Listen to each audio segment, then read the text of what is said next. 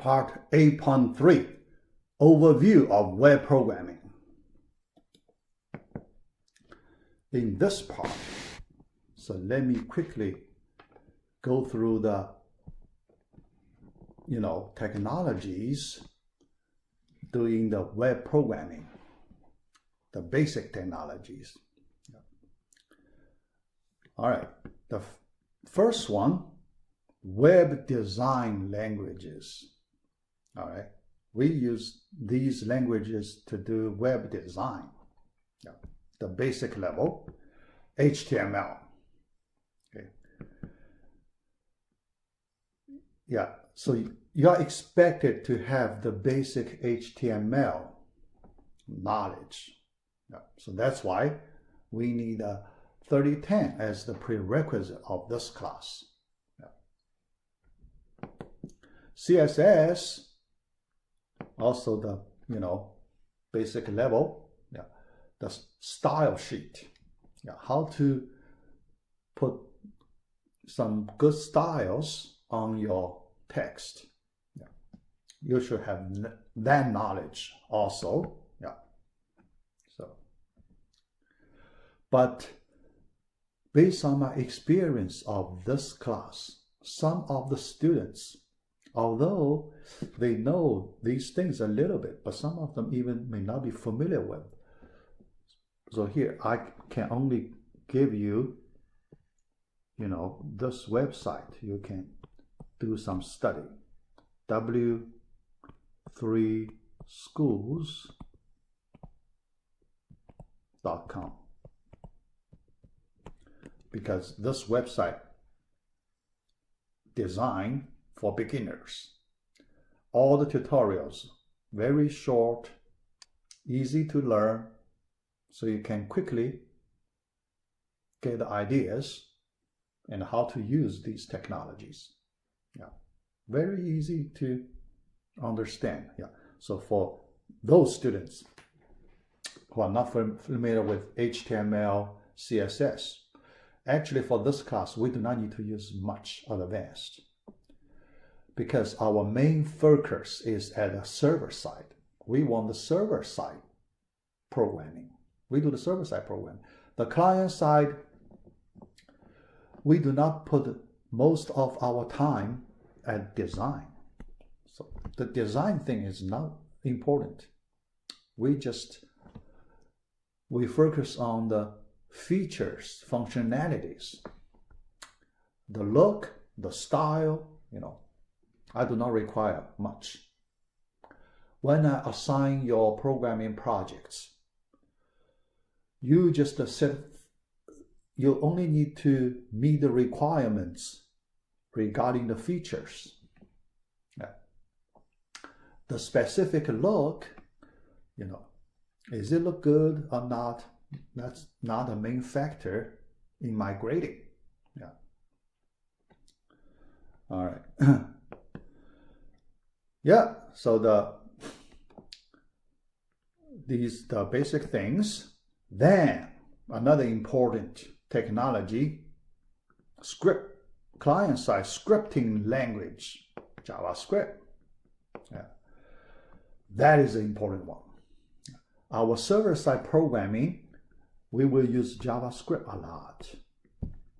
And then right now, JavaScript is a big player in the current web technology community. Big player. Yeah. So you really need to be really good on this JavaScript technology. It has the basic level. For this class, we use the basic level. But after that, you will learn advanced JavaScript technologies.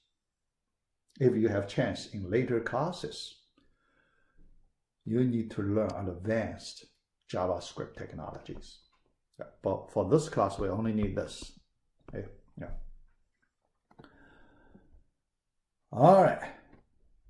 So that's the client side, basic technologies we need. Yeah. Then we get to the server side. Server side, there are several programming languages at the server side. Yeah. Let me go through them one by one. The first one, PHP scripting language. Yeah. It is a very popular one. Yeah. The good thing about PHP, it has several nice properties. So people like it. Yeah. Very powerful. You can do a lot of things in functions. Yeah, because inside PHP there are a large number of functions. Yeah. So you call those functions, you can do the job. Large number of functions. Yeah. That's one. Powerful. Easy to learn. Scripting language, the syntax things, following the natural logic. If you have basic programming experience, you can easily learn it in just a few weeks. You can start writing your program. Yeah, that easy. Yeah, it used the embedded format. Yeah, how do you embed it? Embedded. So PHP code is embedded into HTML file. You can embed PHP code using this tag. This is the PHP tag to embed PHP code. Yeah. So I do not want to go that far. For this class, we do not use it. So that's why I do not need to talk too much about it. Yeah. We use Java EE technology. So for this class, 90% of the time we spend on this technology. Enterprise edition. Although the enterprise is a huge technology, but we only learn the basic part. Yeah. The advanced, if later when we have chance, we can cover advanced part. Yeah, but for this class, only the basic. Yeah. What I mean, the advanced, so we have another class for advanced part, 4012. That's the advanced part. All right. What's inside Java EE? Inside Java EE, first, it contains Java SE, standard edition. So that's the core Java. Yeah. You have to have it to cover all the basic Java features. But that's not enough. On top of it, this EE add various large number of APIs. Large number of APIs. It can still keep adding APIs, added on top of Java SE. Yeah. Then to get a huge technology. Yeah. Still keep growing. Yeah. This technology still keeps growing. Yeah. All right. Yeah.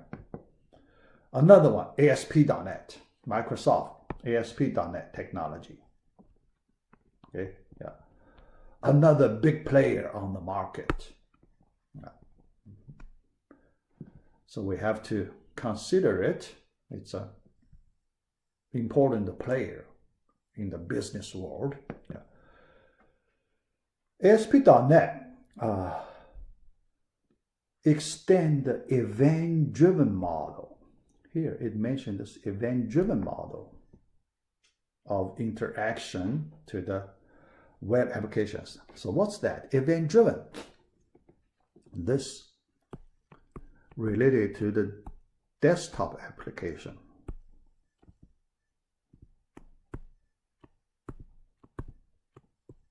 Desktop applications. Okay? Yeah. Event-driven. Look at your experience when you use desktop application. You click the buttons, so you trigger events. Then at the background, some programs doing the processing and return the result. So that's the event-driven. You click, you generate an event. That event trigger some callback function, then you need to provide the code in the callback function to do some processing services. That's the event-driven model. Okay, all right. So Microsoft, because at the beginning, Microsoft technology mainly doing the desktop programming, right? Later in the 1990s, web technology started to, make the impact in the business world. So the Microsoft, they try to, transfer their desktop successful story to the web application side, right? So that's why they create this event-driven model from desktop side to the web application side. But most other web application technologies do not use the event-driven model. For example, this our Java EE, we use the request-response model.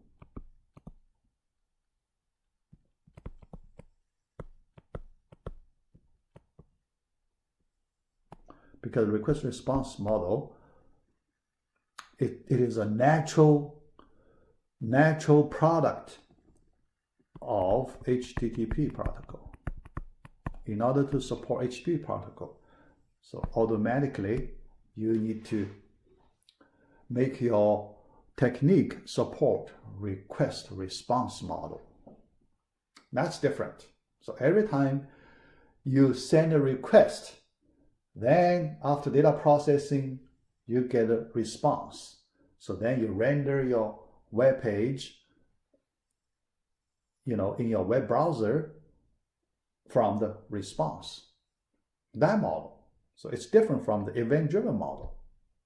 Okay?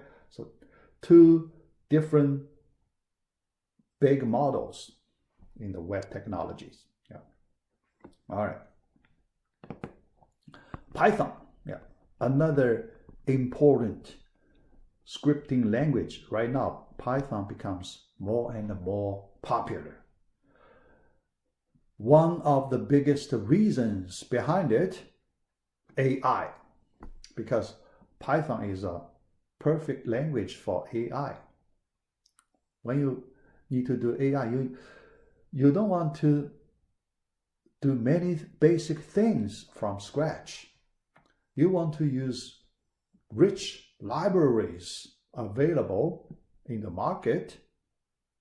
So Python has many libraries, very rich library supporting AI, scientific, computing, all different things. So that's why it is a very important player in the market. But for web programming, it has its disadvantage. So you can see it's good for quick prototyping and iterations. So it can create something to show people fast. Prototyping, right? So you show people the concept proof. You do the concept proof. Okay? It's supposed not very advanced, right? Prototyping, it's not very advanced. So you can see the purpose using this. Disadvantage, fewer seasoned developers. Speed limitations. It has some drawbacks. So that's why it is typically used for relatively small companies. Or another way to use Python. So you do not use it independently for web applications. You use it together with other web technologies. Suppose you use Java, PHP for your main web technology programming. But when you need to call AI packages, sometimes I want some advanced AI features. In Java or in PHP, there is no such library, but you can call PHP. You can find a way to call PHP. Oh, sorry, not PHP, Python. You can call Python. Through Python, you can call AI libraries. That's another way to use Python in web programming. All right. The last one, we need to use SQL queries in the database. When we do web programming, we have to use database a lot. So SQL queries. We use MySQL database. So it's free, powerful, really excellent DBMS, relational DBMS. So open source relational, because right now it's under the Oracle, right? So right now it is under the Oracle. So then people worry about the future of the MySQL. Because they may afraid Oracle may make it commercial sometime. May not be free. So that will be very bad. Because right now it is really a good DBMS. All right. In RDBMS, relational, RDBMS, data organized based on relations. Relations we also call tables. And between several tables, there are some relations between them. So when you do the data queries, you can take advantage of those relations to get the required data. So that's why it's extremely important. So for those of you, if you have chance, I recommend you study our DBMS class to get the, 4010, right? Why so slow? 4010. But it's perfect. So if you are taking 4610 this semester in parallel, that's also good. All right. So then the model, we use the database. Remember the 3-tier architecture we talked about in our first lecture. So here you can see the 3-tier, right? Client tier, middle tier, data access tier. Like that.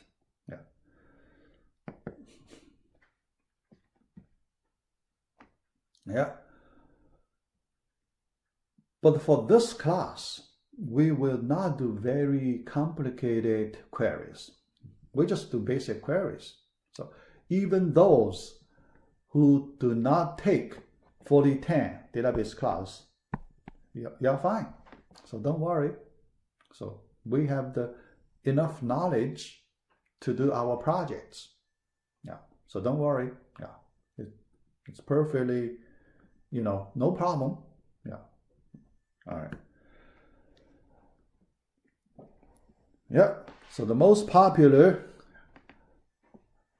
free, but we hope in the future it is still available for the ordinary users. So that means we hope Oracle will not force us to pay high price for this excellent DBMS. All right. The last thing we need for our web programming, I want to introduce this package, XAMPP package. I will have a tutorial, but for those who took 3010 before, you already installed it. Because in your 3010, you need to use this to do your projects. So you don't need to update it. Old version is fine. So XAMPP, this one, software bundle, really nice for web programmers. So I highly recommend that. X represent operating system. Okay, so you have different types. A, Apache HTTP server. As I said, we need to use Apache HTTP server. That's here through this XAMPP, big software bundle. We use right here to support our database and MySQL database. So that's in the old XAMPP version. Because the current new XAMPP version, it changes the database part to MariaDB. MariaDB. That's the creator daughter's name. The creator, his daughter's name called Maria. So then he used his daughter's name for the database name. The reason is because after Oracle acquired MySQL, so the open source community do not feel comfortable.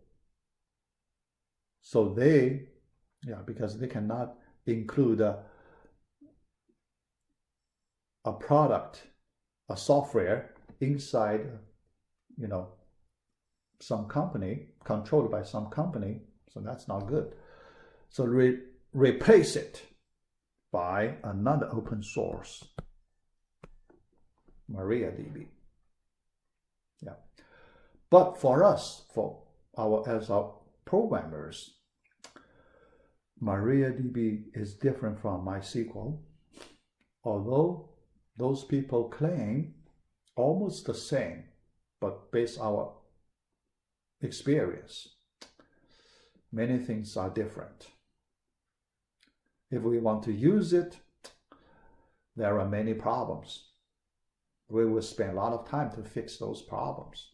So that's why we try to avoid it. So in my tutorial, so when I post my tutorial to install the software, I recommend you use older version. Do not use the current version. So I tell you, which version to download. 5 point something, 5.16 something.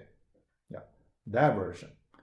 So after that version, you may get to the MariaDB. So then a lot of things won't work. So that's the problem. Okay.